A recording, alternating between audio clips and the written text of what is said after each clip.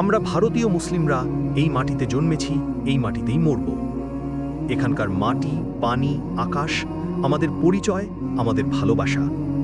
আমাদের পূর্বপুরুষরা শুধু নিজেদের জন্য নয়, পুরো ভারতের জন্য প্রাণ দিয়েছে।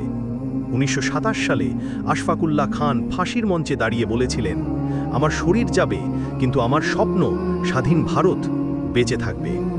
টিপু সুলতান শেষ নিঃশ্বাস পর্যন্ত যুদ্ধ করেছিলেন, কারণ তিনি জানতেন স্বাধীনতা ভিক্ষা নয়, এটি রক্তের মূল্য।